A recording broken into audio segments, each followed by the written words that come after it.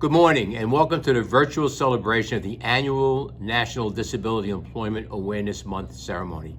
I am Rockland County Executive Ed Day, and it is my privilege to help recognize these local businesses that have made special efforts to employ, promote, and accommodate individuals with disabilities. For years, we in county government have committed ourselves to supporting and empowering those with disabilities so they may achieve personal independence. I am extremely proud of the 20 awards being received by organizations here in Rockland, including 2 statewide awards. And with the Westchester receiving 2 statewide awards as well, this is the most the Hudson Valley has ever received. That is incredible work. It is so important that we take a few moments to recognize these businesses and the individuals they have hired who have worked so hard under difficult circumstances. I am incredibly proud that so many Rockland businesses are being honored today. I hope this event inspires other local businesses to get involved, and I pledge to keep these efforts moving forward within county government.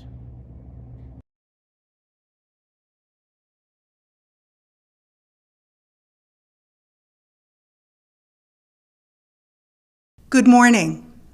My name is Michele Green, and I am here representing the Access VR Statewide Business Relations team. We are delighted that you are able to join us for our 2021 National Disability Employment Awareness Month event. Out of an abundance of caution, we have pivoted to provide you with this virtual celebration so you can see what we've accomplished in the last year. The website, which holds this video, has been utilized and shared by businesses as well as our workforce development team throughout the Hudson Valley. This has increased the region's development of diverse and inclusive workplaces, and I encourage you to continue to share it. One of the most unusual outcomes in the last year is that the Westchester and Rockland Employment Networks have received more calls than ever about how to provide reasonable accommodations due to the pandemic. Businesses are depending upon the partnerships with these networks to learn more about what they can do to assist the workforce as they return to in-person job duties. We have seen an increase in municipal hiring, in work tryouts funded by Access VR, as well as on-the-job training and funded internships. This has helped us to rebuild our area's economy. With the partnerships we have depended upon during the pandemic, we have already begun to fulfill the mission of this year's National Disability Employment Awareness Month theme, which is America's Recovery, Powered by Inclusion. When I reviewed the nominations this year, I was struck by what businesses had to say about their employees. One supervisor said, "Our employees with disabilities are an asset to our organization. They have brought great qualities to our business." Another said, "The employees hired from our networks have helped to create a diverse, inclusive workplace." Businesses have gone above and beyond to offer flexible schedules and worked with their team of job coach supports. Some employers even held jobs for dedicated employees until it was safe for them to return to work. Another summed it up by saying, and I quote, "In the face of potential infection, our employees continued to work and did what had to be done in this crucial time." And what, may you ask, were the employees saying about their employers? One employee remarked that the company is like a family. Another said that the company reached out and offered me a job when I lost mine to COVID. It was all summed up by an employee who said, "I am proud of what I do, and the company listens to me regarding what I want out of this job." Being heard is such an important part of the human experience. Please feel free to check out more testimonials on our webpage. I think you'll be inspired. It is our collective hope that you will use your creativity to do even more in the coming year. Last year, you may remember that we celebrated the 30th anniversary of the Americans with Disabilities Act.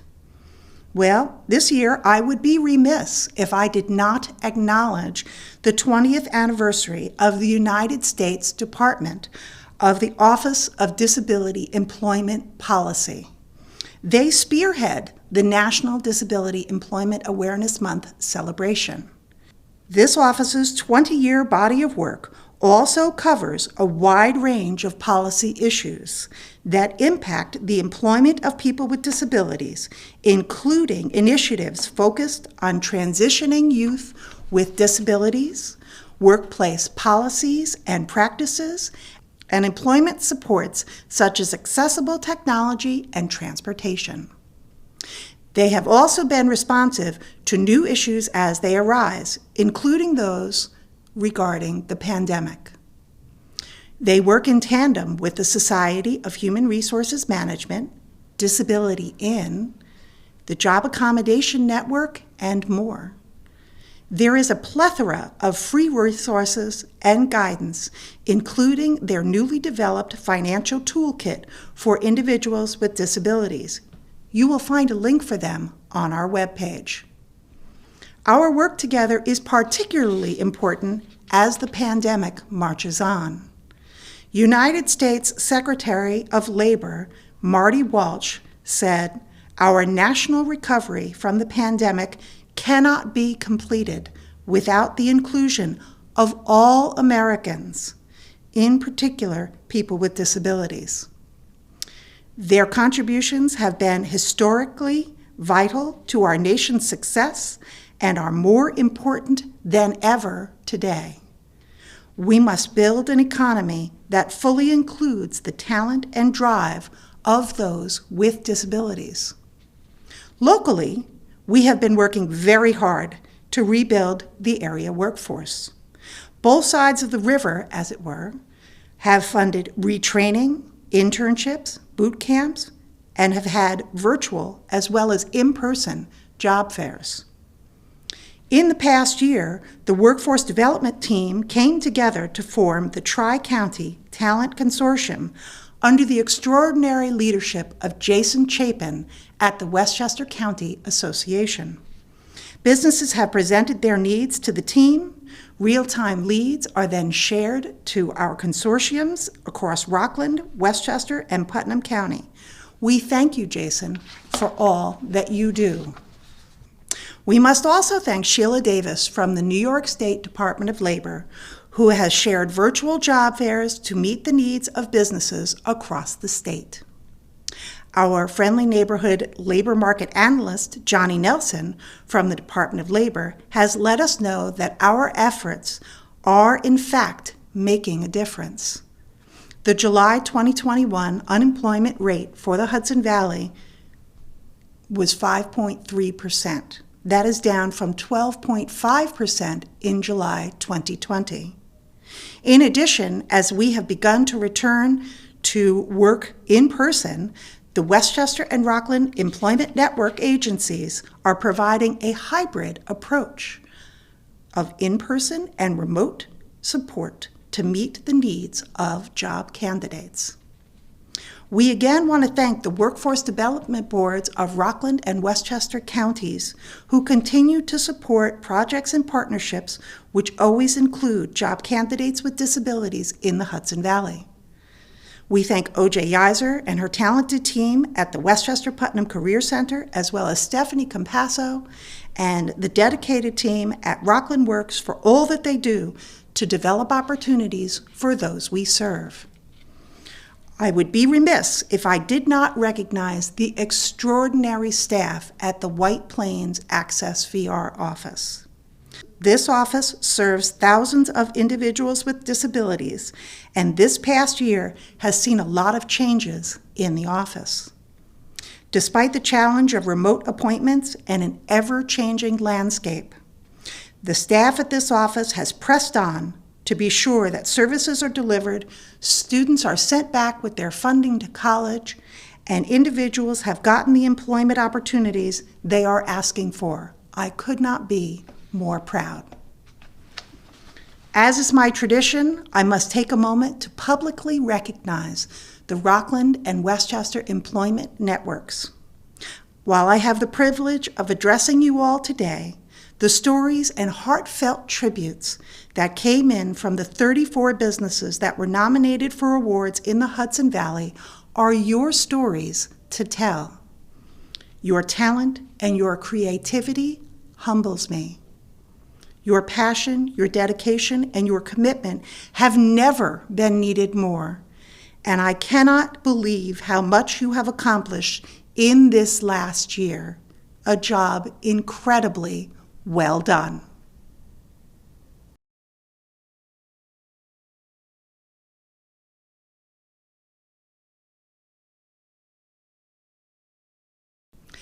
Each year, we look for a story to inspire our continued work together to recruit and retain individuals with disabilities in our region's workforce. This year, we have the story of Max Gomez, truly a hometown boy makes good story. In this, one of the most challenging years of this century, my hope is to bring you a story of recovery. Many of us have suffered loss, and we have had to do what we can to recover and move on. Please join us on Max's journey. I hope that you will reflect on how we might all be inspired by his energy, his hope, and his success. Ladies and gentlemen, please join me in welcoming Max Gomez, our keynote speaker for 2021.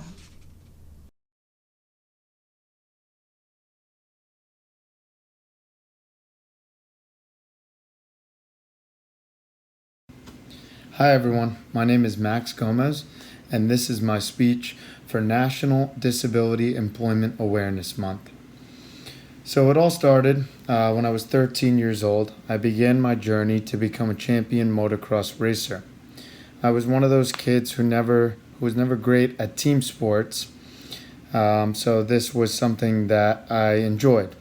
In solo races, you compete against yourself, and when you win, the victory is much sweeter because the skill is all of your own making.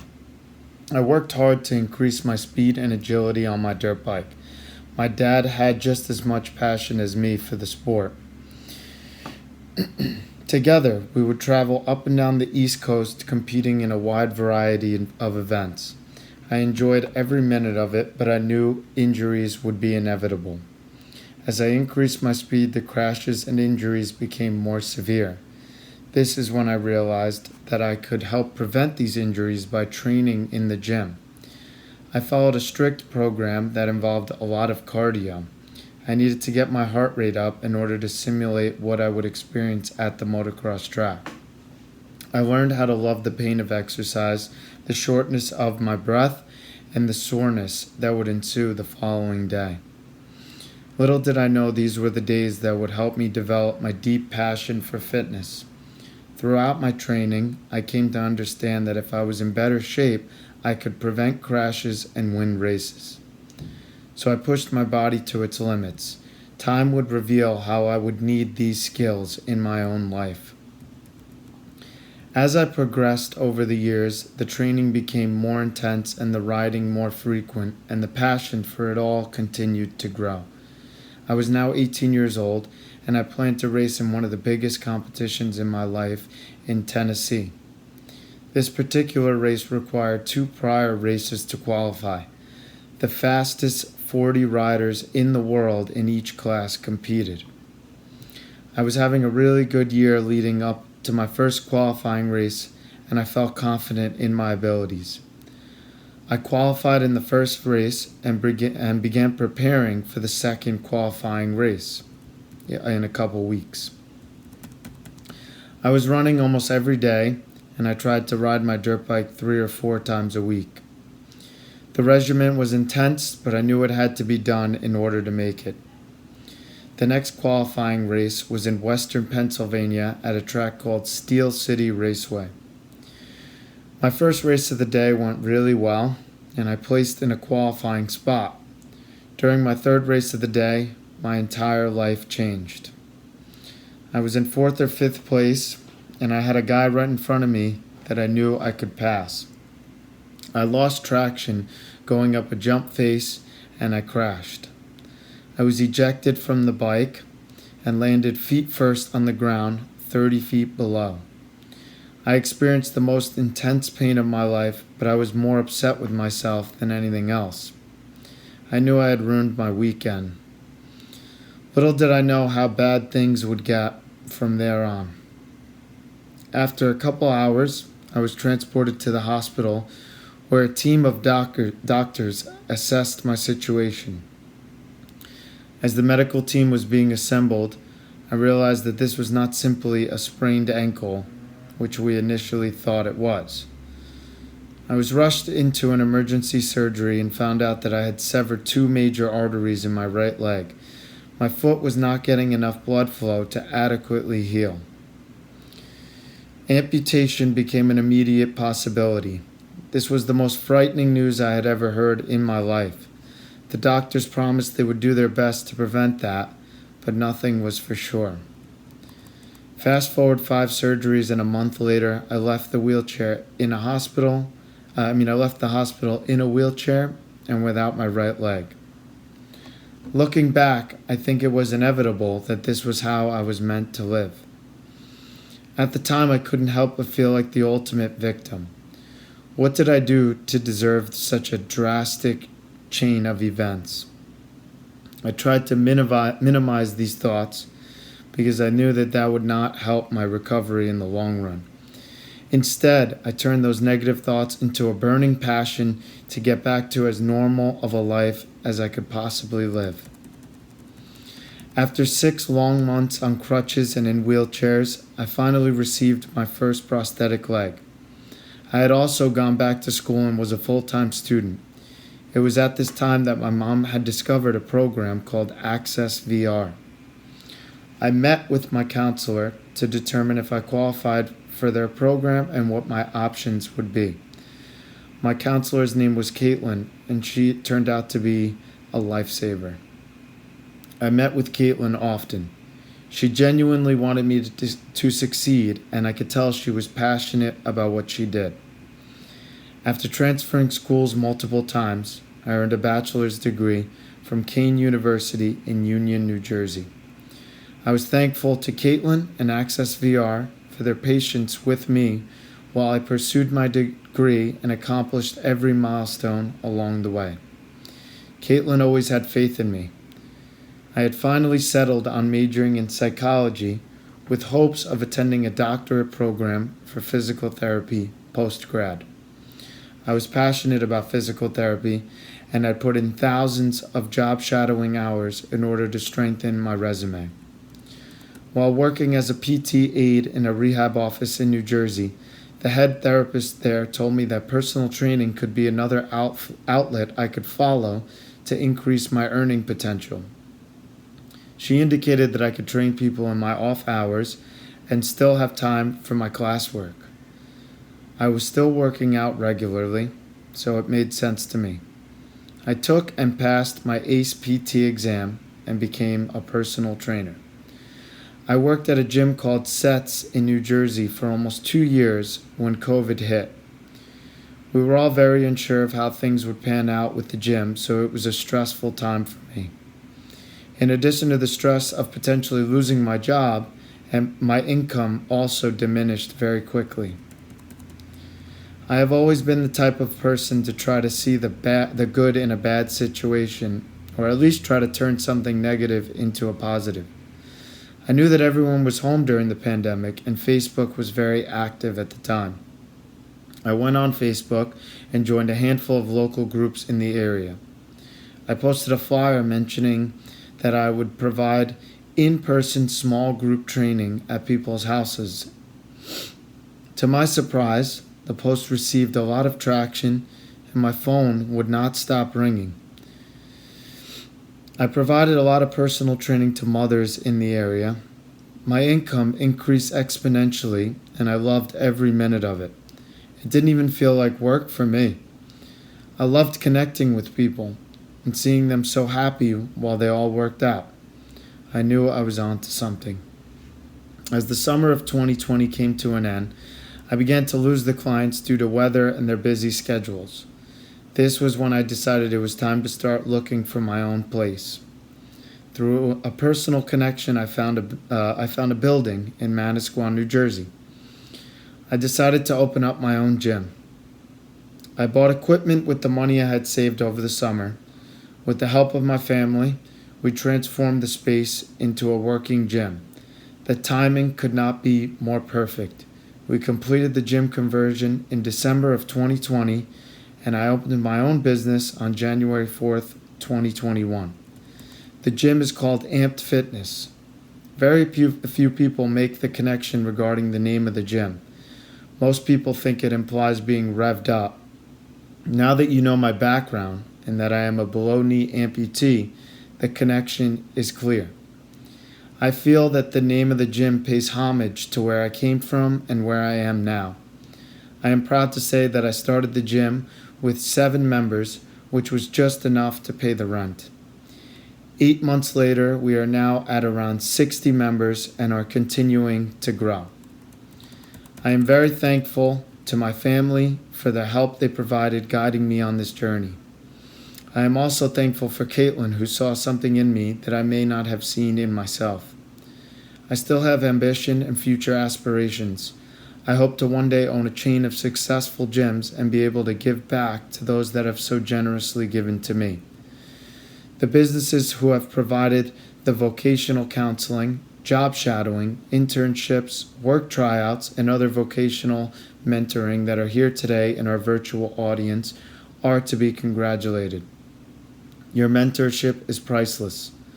My challenge to you is to think outside of the box. How can you increase your opportunities so that more qualified job candidates with disabilities can join you to get the job done?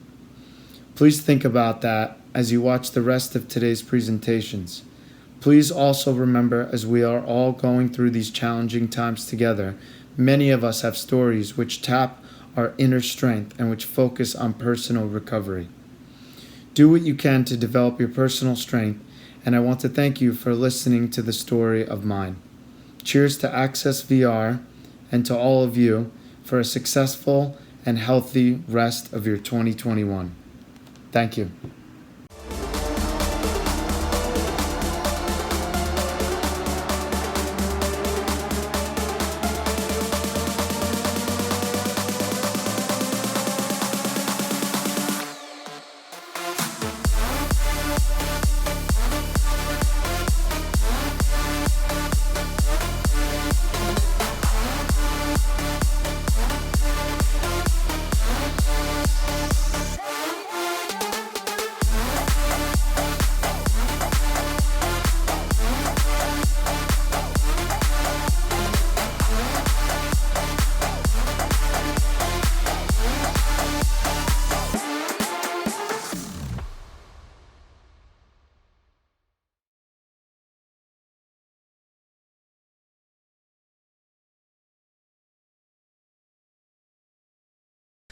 We are so pleased to have Anna Durez, the District Office Manager for the Commission for the Blind, with us today to present the Governor's Proclamation for National Disability Employment Awareness Month. Each year, the Commission, our sister agency in all that we do, joins us in our efforts to increase inclusive hiring and development of diverse workplaces. Thank you for being here. Anna? The U.S. Department of Labor has announced the theme for 2021 National Disability Employment Awareness Month is America's Recovery, Powered by Inclusion. When announcing this year's theme, Deputy Assistant Secretary of Labor for Disability Employment Policy, Jennifer Sheehy, said, "This year's theme reflects our commitment to an inclusive recovery, one in which those of us with disabilities have full access to economic opportunity and, if needed, the accommodations and supports that allow us to contribute our skills and talents. The history of National Disability Employment Awareness Month can be traced back to 1945, when the first week of October celebrated employment of individuals with disabilities. In 1988, Congress made the commemoration a month-long event. Each year, we are privileged to have the New York State Governor's Office deliver a proclamation declaring October National Disability Employment Awareness Month. This annual commemoration raises awareness for disability employment issues and celebrates the many contributions of American workers with disabilities. It is my privilege to present this year's proclamation from the first female governor in New York State. We thank Governor Hochul for sending this to us today.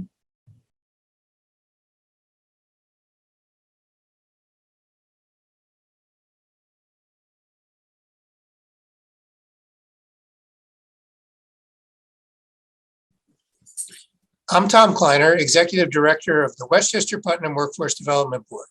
In collaboration with leaders in our counties, businesses, educational institutions, and not-for-profits, we have inaugurated the Westchester Putnam and now Rockland Pathways Pledge, modeled after the statewide pledge initiated earlier this year. The pledge presents an opportunity for our partners to communicate what they've already done to increase diversity in the workplace through their hiring and recruitment practices, and to encourage them to do even more, to look forward and share best practices.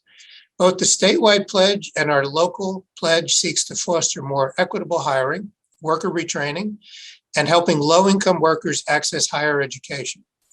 Those that take the pledge can sign on to actions that include creating new apprenticeship programs, hiring based on skills rather than credentials, or writing a job description simply for a summer internship program. And the community of those with disabilities is possibly the most fertile field for expanding these opportunities. Most of those of you who are here today are aware that the unemployment rate for those with disabilities is historically very high. But most of you also know that when given the opportunity, those with disabilities make great workers. Part of what the pledge is intended to do is to encourage signees to give someone with a disability a chance to prove that they belong and can contribute. Possibly the most important thing for our friends here to know is that it's really easy to sign up. It takes only about 3 to 5 minutes and really easy to demonstrate success. No one from a workforce development board or the government is going to come knocking on your door to see if you've complied with your pledge. But if you are able to demonstrate that you accomplished some of the things you said you would undertake, we'll celebrate those successes with you and encourage others to follow your lead. So in that vein, today, we'd like to proactively recognize some of those honored at this breakfast that already exemplify the mission of the campaign and take the opportunity to proactively induct them as Pathways Pledge members because of the work they're already doing to create a diversified and inclusive workforce. And they include Cambria Hotels and Suites in White Plains, Scarsdale Library, Westchester Independent Living Center, the 3 Walgreens locations in Thornwood, Eastchester, and Yonkers, Meals on Wheels in Yonkers, Bark and Purr in Yonkers, St. Joe's Medical Center, Yonkers, ShopRite Pearl River, MADE, M-A-D-E Transitional Services in Spring Valley, the Stony Point Conference Center, and the Society of the Arts in Garnerville. We will be mailing those of you who were just recognized your certificates of recognition. And we certainly commend you for all your good work. And finally, encourage all those who are hearing this message to join in that effort. Thanks.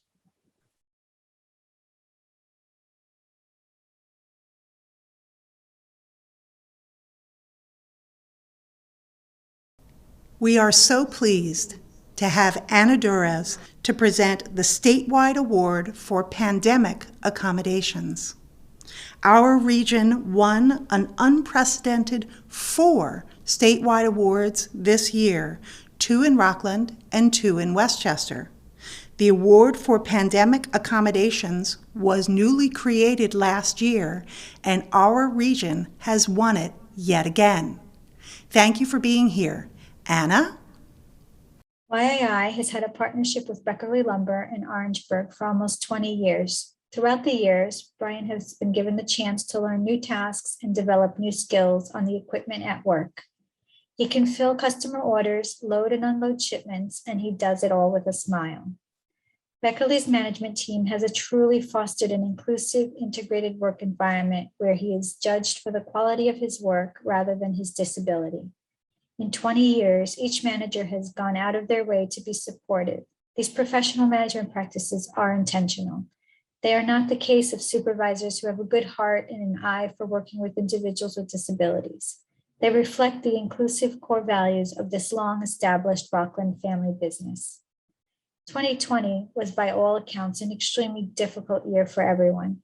In such uncertain times, Beckerle Lumber went the extra mile to support Brian by ensuring that he was able to return to work as soon as possible. However, Brian's day programs and socialization opportunities that filled out the rest of his schedule were all closed to him. As a result, Brian asked if he could work extra hours since he had more availability, and Beckerle Lumber granted him this request. The additional time out of the house, socializing in the workplace, and continuing to find structure and purpose throughout his day while being surrounded by supportive colleagues was truly a game changer for him in such a troubling time.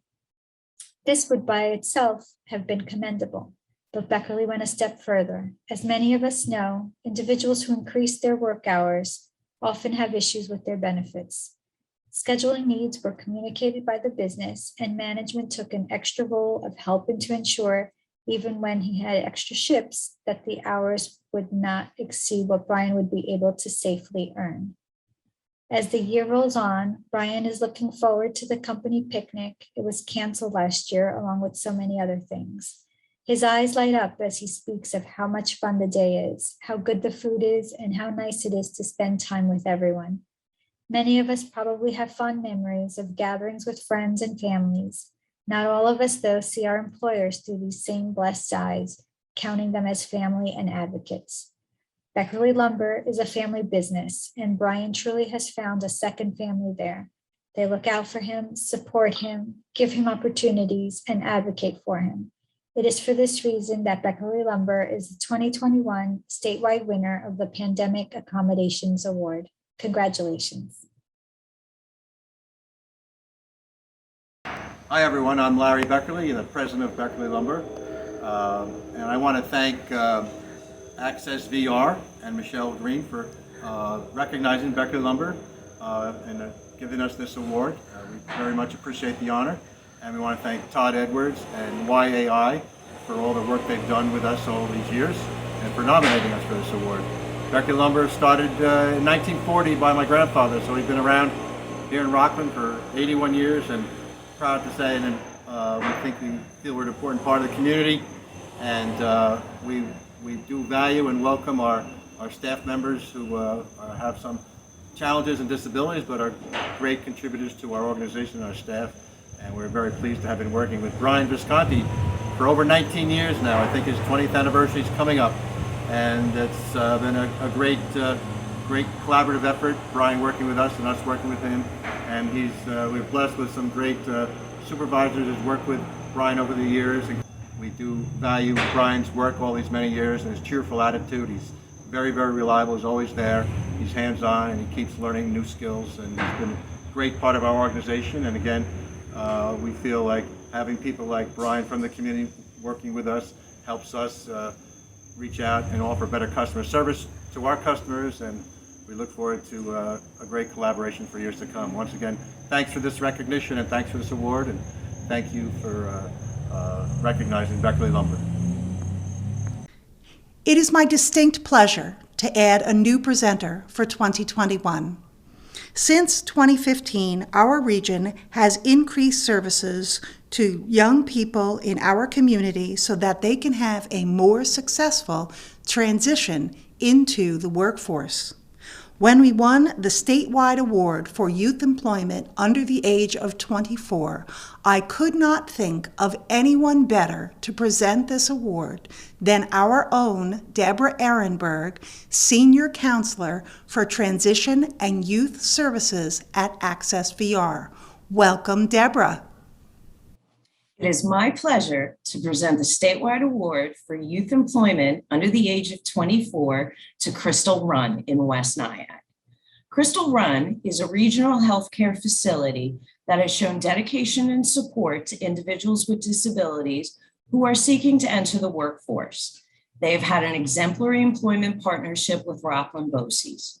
Crystal Run has been an active member of Rockland BOCES Business Advisory Council for more than 6 years.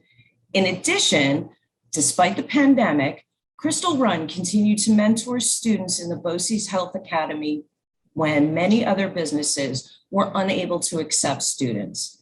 The goal of this academy is to prepare students to be college and career ready and to help them successfully pursue a career in the health industry. Crystal Run continues to demonstrate their commitment to our area's students by arranging for 75 students per year to receive an internship or clinical experience in their West Nyack location. They have hired more than 30 individuals in the youth division of Rockland BOCES in the last 6 years. Rockland's BOCES motto is rooted in the community, and it is the community support demonstrated by Crystal Run that makes such a positive impact on these students' lives. Congratulations again to Kelly Mayer and the entire staff at Crystal Run for being the 2021 Statewide Award winner for youth employment under the age of 24. I'm Kelly Marr. I'm the Director of Operations here in West Nyack for Crystal Run. We're in Rockland County, we're in Orange County, we're in Sullivan County. We're multi-specialty. We have over 400 doctors, and we've been around for about 25 years. That we offer the continuum of care. You can see a primary in one building as well as your cardiologist. We do it all from all the specialties. We have urgent care, we have radiology, we have lab, all under one roof. So it began when we opened this building 5 years ago. They asked us to take some students. I think originally it was the New Vision students, and we also took the LPN students. And now we're taking even the health fundamental students. And some of them are clinical, some of them we have sit at the front desk, we have them do HAM, they learn all about healthcare. Well, we let the high school students shadow. They get to see a little bit of healthcare from every aspect, because a lot of people don't realize that there's more to healthcare than just doctors. You know, there's somebody who's got to get the medical records, and somebody who's got to check on the financials, and somebody's got to spin the blood. So they get to see a little bit of everything. So the LPNs will come in and they will shadow another LPN and see exactly what an LPN does during the day here at Crystal Run. You know, answering phone calls, giving shots, taking patients in. They do a little bit rooming, so they get to see what an LPN does. Some of the staff will teach them and show them how they do things. I know that they sit with the biller, and the biller will make phone calls, and they get to see how we, you know, set up payment plans, and then they'll sit with the front desk and see what it takes to check a patient in from the car all the way to coming into the building and then going up to the suite to see the doctor. So they watch, they learn. Hopefully they will all come back and take a job with us. By working closely with them, we can identify their strengths, their weaknesses, and what they can do. I think it inspires them. Most of these students want to go into healthcare, but they're not sure where they want to go into healthcare, so they come in here and they get to see it, and it does inspire them that there is more to healthcare, not just being a doctor. There's nursing, there's MAs, there's a little bit of everything. I love having the students here. I think it's a great thing. I love having kids around. I love seeing people learn. The partnership between Rockland BOCES and Crystal Run Healthcare allows us to mirror our diverse communities that we serve. Crystal Run Healthcare is proud to accept the statewide NDEAM award. Thank you for the opportunity to work together.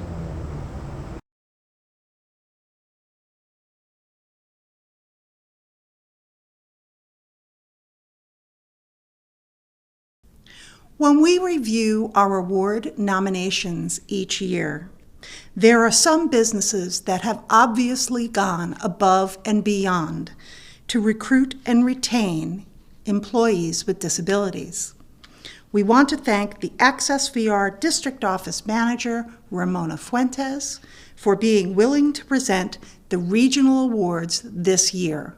Ramona? We must now congratulate North River Shipyard for the Regional Award for Youth Employment. North River Shipyard is the oldest shipyard on the Hudson River. It was founded in the 1790s by John Van Houten.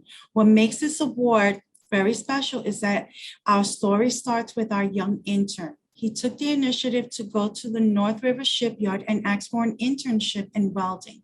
He then followed up with Rockland Bosse's, who met with the owner, and the internship was approved.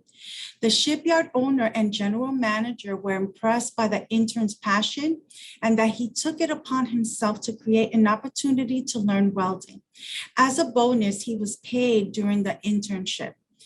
The shipyard mentored him and gave him a flexible schedule so he can complete his academic schedule. In the end, they offered him a permanent position. Congratulations to North River Shipyard.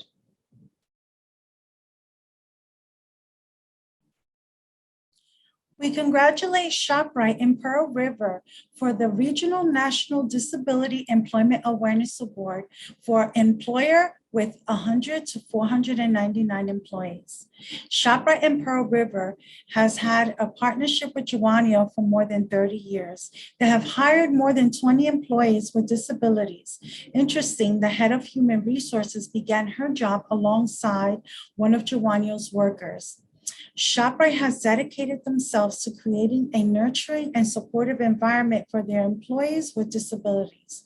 They have made several accommodations regarding job duties and schedules while providing support and an open door for feedback.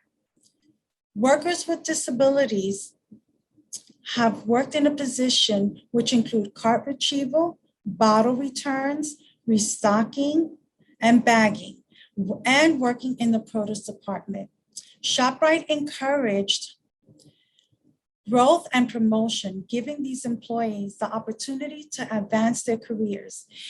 It must be noted that ShopRite provided strong support for their workers with disabilities during the pandemic. Several workers with disabilities were unable to work during this tumultuous time. They were paid from March 2020 to September 2020, and were able to return to their jobs when it was deemed safe to do so. ShopRite instituted stringent safety guidelines for the health of their workers and customers. These workers with disabilities are delighted to be part of the workplace where a supportive environment and equal opportunity is valued greatly.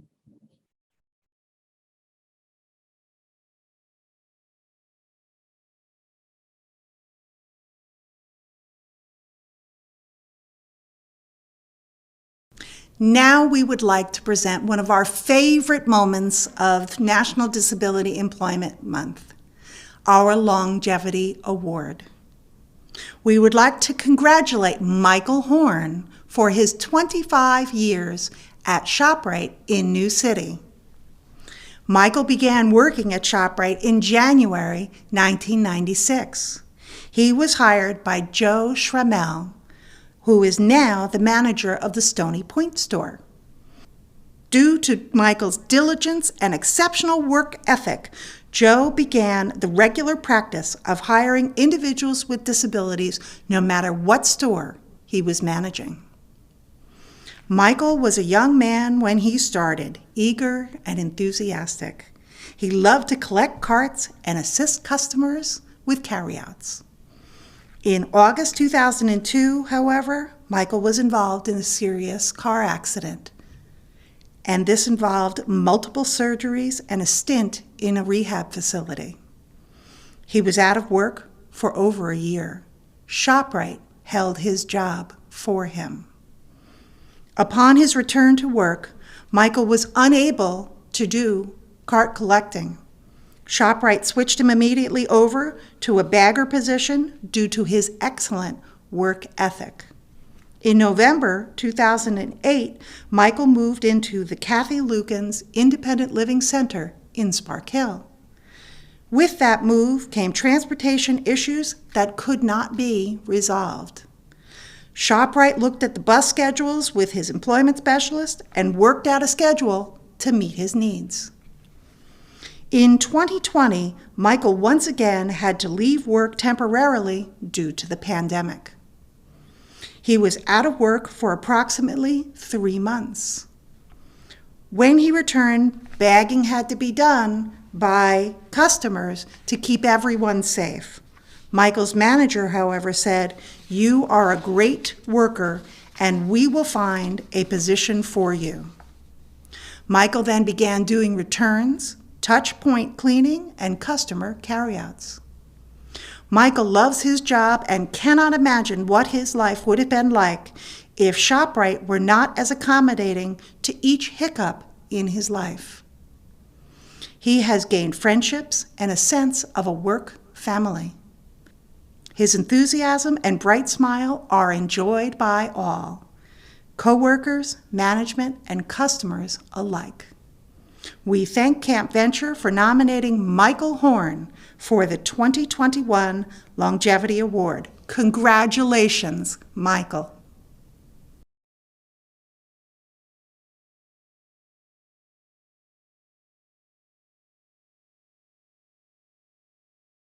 And now we will present the Local Employer Awards for Rockland County for the 2021 National Disability Employment Awareness Month celebration. Nominated by Access VR, MAID Transitional Services in Spring Valley.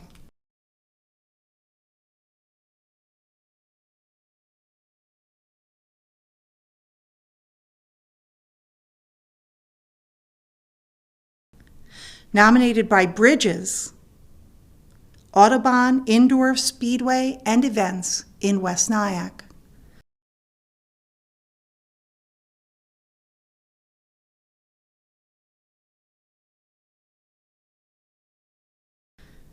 Tiny Scholars Town, Spring Valley.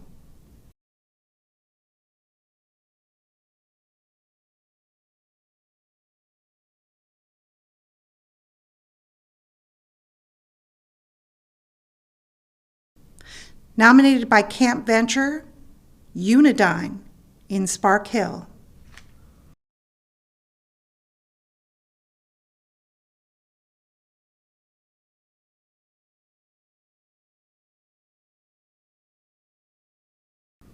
Nominated by Capabilities Partnership, BJ's Wholesale Group, West Nyack, New York.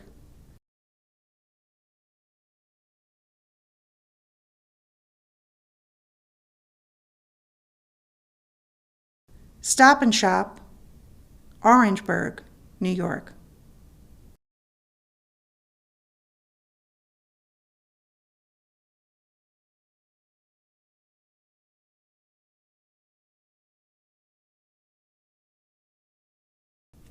Nominated by Joanio, Net-A-Porter in Mahwah, New Jersey.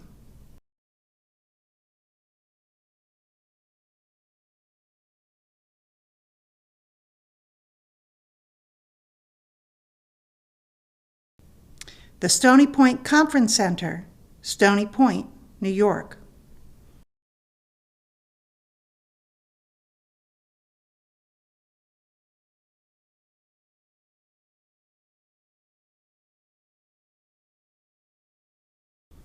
Technical Traffic Consultants, Congers, New York.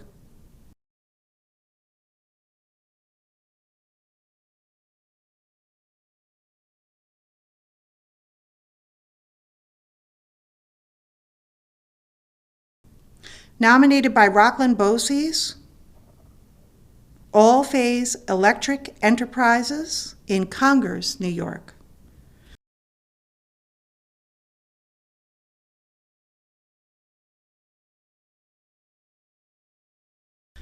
Clarkstown Police Animal Care and Control, New City, New York.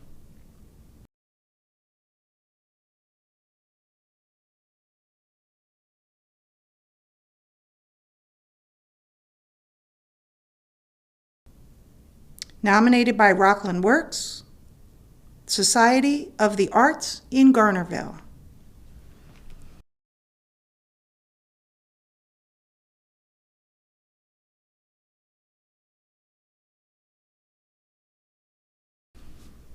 Nominated by the ARC Rockland, JCC Rockland Early Childhood Program in West Nyack, New York.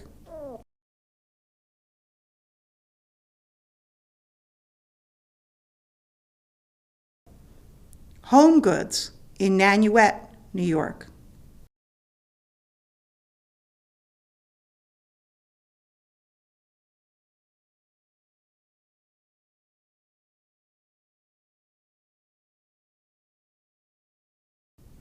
Nominated by YAI, Club Demonstration Services, San Diego, California, operating in Costco in Spring Valley.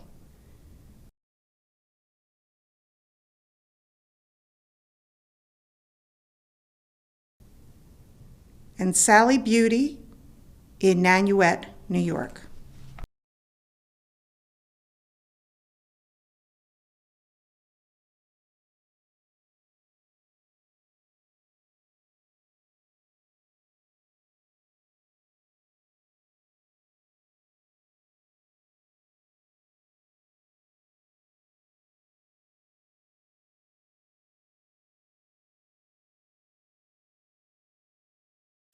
Thank you for watching our event this year. We have a tradition, and it's story time at the breakfast.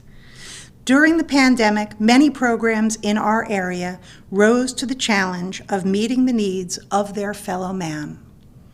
Today, I would like the final story of our celebration to focus on how those we serve made a difference. The Meals on Wheels COVID-19 Response Fund distributed more than $7 million to local programs in our communities, making a strong impact in the lives of those in need. We here in the Hudson Valley had to answer the call from the third largest city in New York State. So, the Yonkers Office for the Aging answered their community's cry for help and became our very own hometown heroes, serving 80,000 meals in the last year. Throughout the pandemic, workers with disabilities from the Juanio Community Employment Program contributed to the effort daily, delivering meals and ensuring people in need received their essential food. The Yonkers Office for the Aging recognizes that their staff is their greatest and most precious resource, as they are the ones getting the job done. It is this kind of leadership that bonds people together and empowers people with disabilities, which is the most prominent reason that the individuals who work there have stayed for so many years. One such employee is Jody, who delivers meals. She takes her job very seriously. She is dedicated to helping others in need, and nothing could make her feel better. When asked about her job, Jody said, "I love to see them with their smiles on their faces as I deliver their food. It makes me feel so good." Kelly Sciarella, the program director, had this to say about our community. Jody, Maria, and Betty are part of our fabric. They diligently do their jobs with care every day. They have been with us for many years, along with our food escorts and community aides that come to us through the Arc of Westchester. You know, these ladies do not just deliver meals, they are our eyes and ears for our aging residents. They report back to their supervisor when they notice a change in their clients. They have identified serious issues that have proven to be life-saving. If a client doesn't answer the door for their meal, these ladies know to call the office and make us aware. We then call the next of kin, building management, the police, and/or an ambulance to address the potential emergency. Our food escorts save an average of 12 lives per year. During COVID, Meals on Wheels did not shut down. It became imperative more than ever to be able to serve our seniors in their homes. In addition to the 80,000 meals brought to homebound seniors, staff also delivered 20,000 boxes of pantry items, fresh produce, thousands of masks and sanitizers, as well as many private donations from community organizations. While the office moved to a contactless delivery system, their task was to deliver the food and place it in a bag outside of the client's door. But they had to take a step back and see the client accept the delivery. More than ever, this delivery proved to be the only contact our homebound seniors had with the outside world for months. We have received many tearful appreciation notes about providing this service during this crucial time. I am eternally grateful for our dedicated staff that never left their post. At this celebration, we applaud the Yonkers Office for the Aging for their excellence in providing employment opportunities for people with disabilities, for creating a fully inclusive environment, for valuing the skills, dedication, and hard work of these employees, and for their tireless commitment to our community during this crisis. And that, my friends, is how our community contributed in the last year. To the business community who faces ongoing shortages of labor, I would ask that you broaden your horizons and think about recruiting more often from our community. Our website is full of testimonials about how and why it works. You know, many people come to our event and say that it inspires them to keep going. This program reminds them why they do what they do. I hope that we have done that again for you this year. To the staff and employees with disabilities, we thank you for your ongoing dedication. We look forward to bringing you news of what we've had accomplished again next year. But for now, thank you for watching, and we'll see you in 2022.